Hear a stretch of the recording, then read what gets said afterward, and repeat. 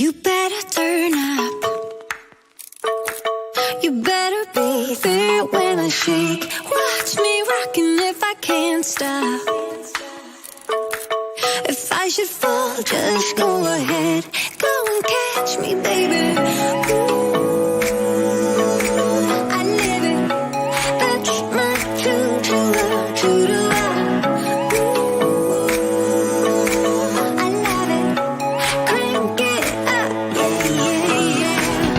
Turn it up on a higher level. Turn it up, we got this.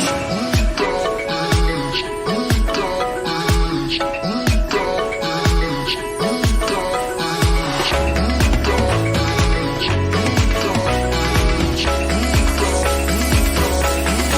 it down like this.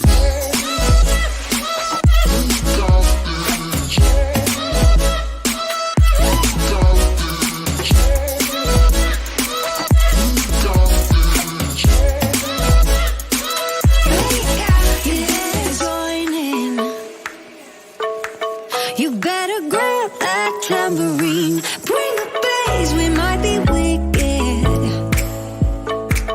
We may be forced to cause a scene. Make some trouble, baby. Ooh, I live it. That's my true love. Ooh, I love it. Crank it up, yeah, yeah, yeah. Turn it up on a higher level. Turn it up, we got this. On a higher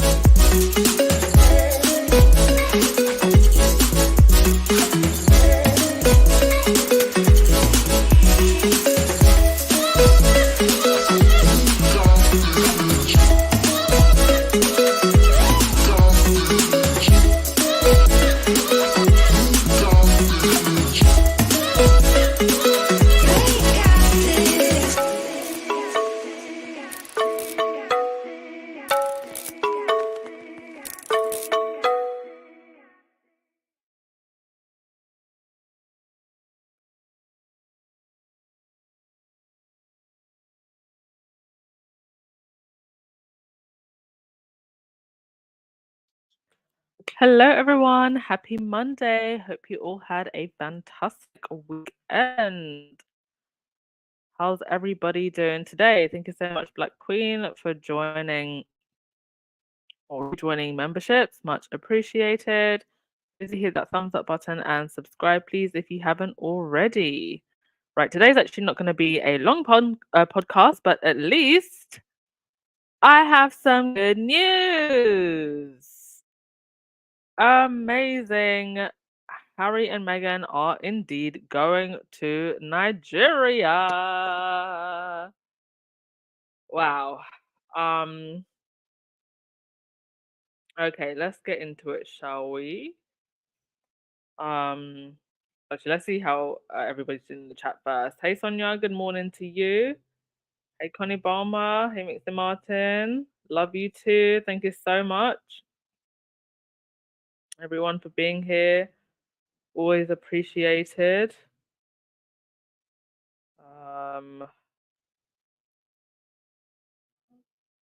Thank you so much, Chef Sandy Love, for the super sticker.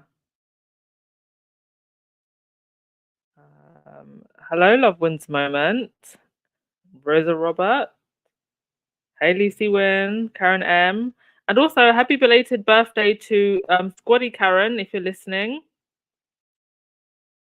Hope you had a fantastic birthday. Hey, Tiger Hub. All right. Let's get into it, shall we? Yes. Harry and Meghan will be following in Diana's footsteps and going to Nigeria. Now, of course, they are no longer working royals, so this is a private trip related to Invictus. But of course, we found out that Meghan did her heritage test, and it came out that she was 43% Nigerian. And oh, hang on one moment, folks. I need to cough. And when they were at Invictus last, actually, they presented her with a Nigerian name, and they gave her like this plaque to commemorate.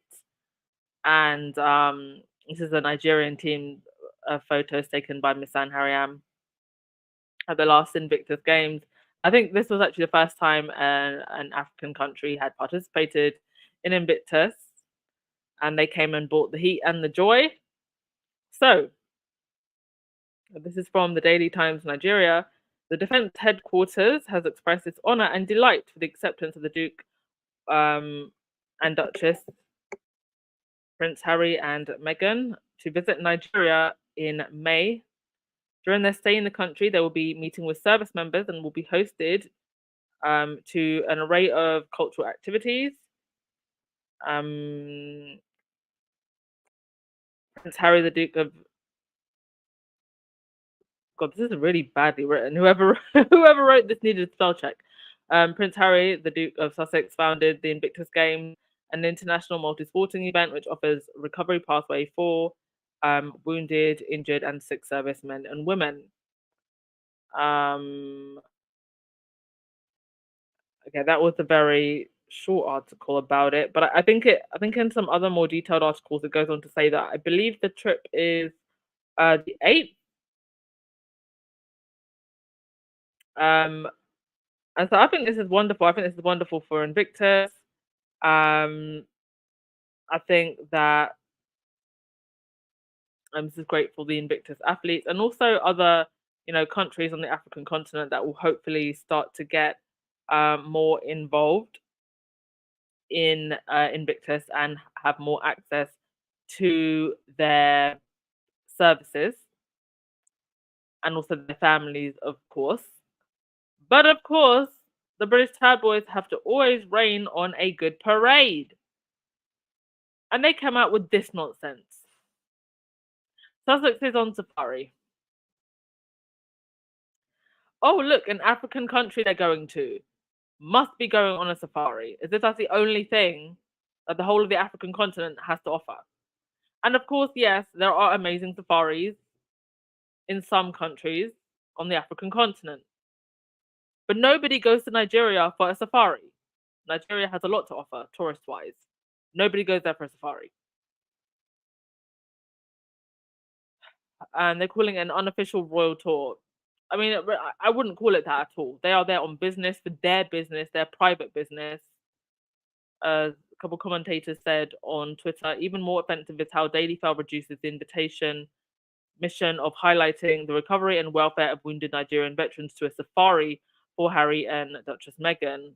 Arist and totally disrespectful to the Nigerian government, trivializing state priorities. Exactly, because that's what really this is about.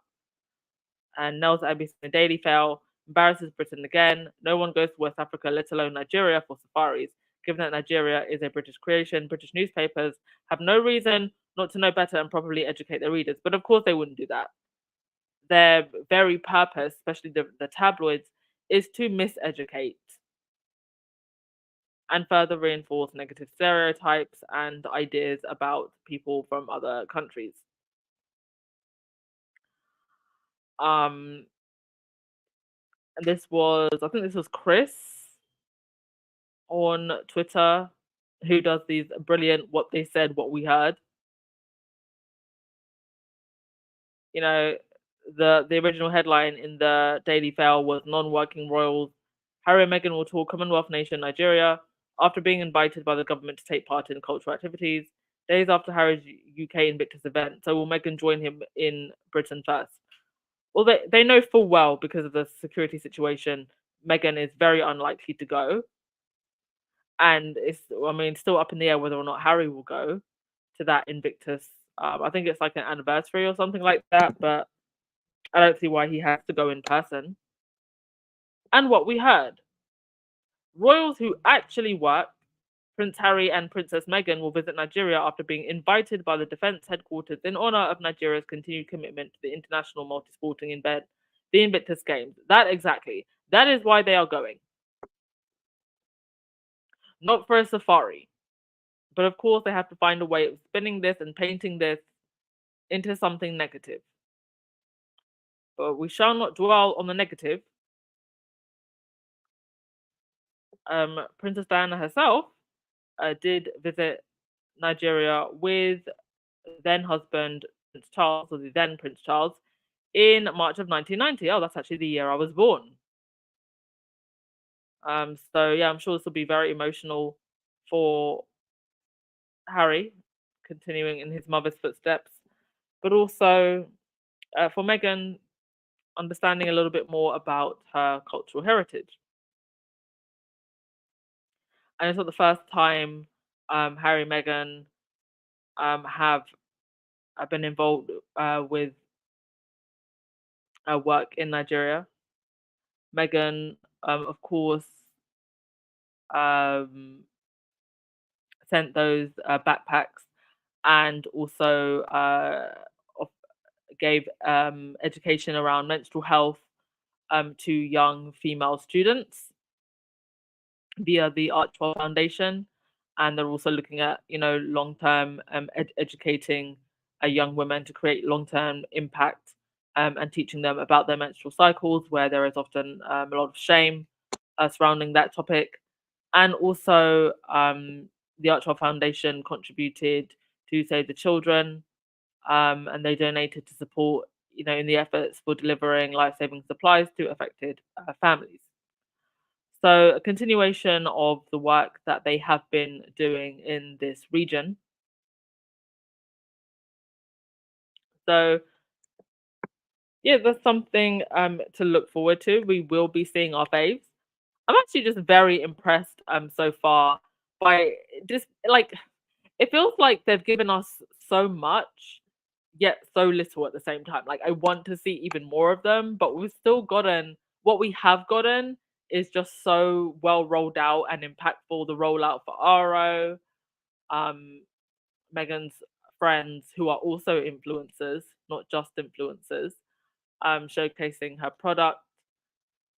Now this also Archwell, Archwell Audio or Archetype, sorry, moving to Lemonada, now being on all platforms, and we hear that they are, now working on a new podcast, and also Megan's cooking show is about to come. So I feel like we're gonna just get a nice steady rollout of some very interesting things as the year goes on, and obviously, Harry will have his show as well around Polo on Netflix.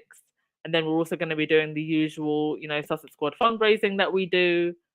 So I think we're going to get just a really nice, steady rollout as the year um, goes on. And obviously, all this leading up to Invictus and the Winter Games in early 2025. Unfortunately, also the court case, but I do think that we'll get some very positive results from that as well. So lots of great stuff to look forward to.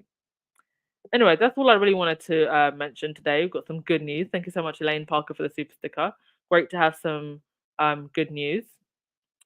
So I will just end with your comments and then we will wrap it up. Thank you so much, everyone, for coming as always. Can't believe that it is um, almost the end of the month, almost the end of April. Wow. Wow, wow, wow. Time's just flying.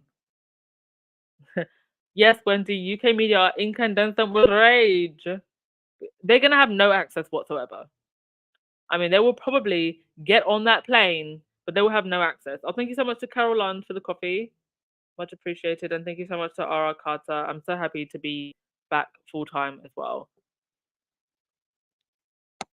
Thank you all for your continued support. You have a blessed Monday too, Pelena. And thank you for being a mod. Hey, Robert Collins from Rome. Always lovely to see you.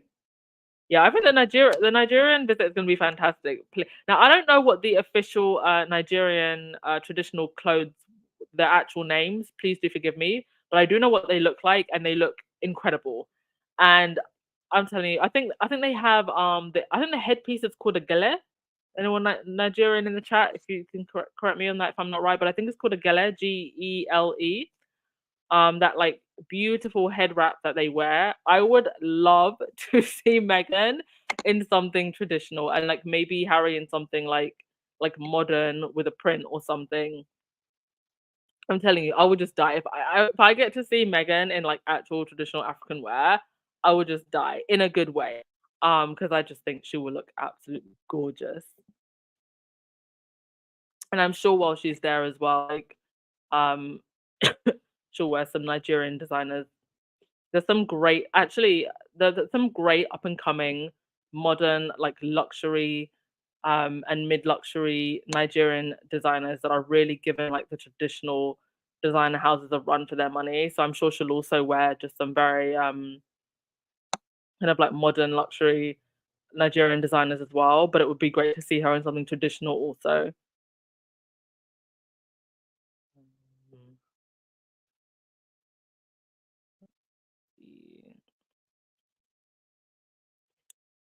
Mm. Dana, you said Princess Meghan is just like her mother-in-law. There, I said it. Well, I think Meghan's very much her own woman, but you can see elements of Diana's character as well, and also in Harry, but very much their own people.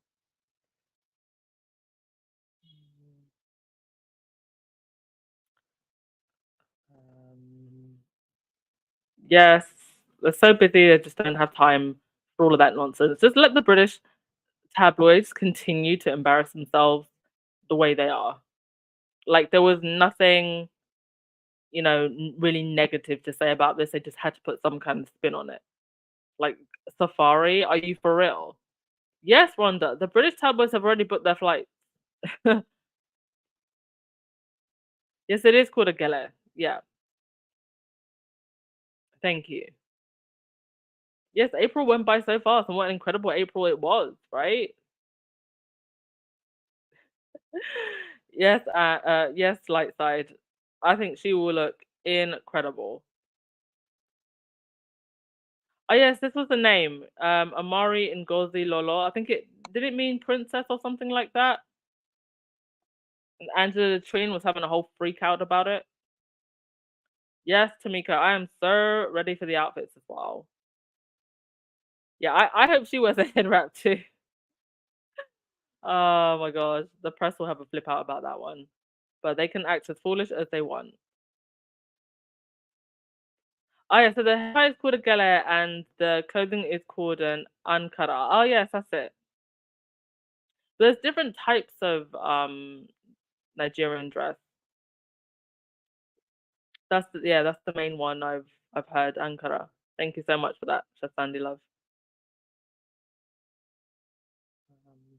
All right, I'm gonna leave that there. Like I said, I don't want to make it a long podcast. Just something nice and short and sweet and positive news for once.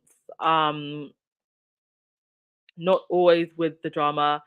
Enjoy the rest of your day, folks, and I will see you tomorrow. Ciao.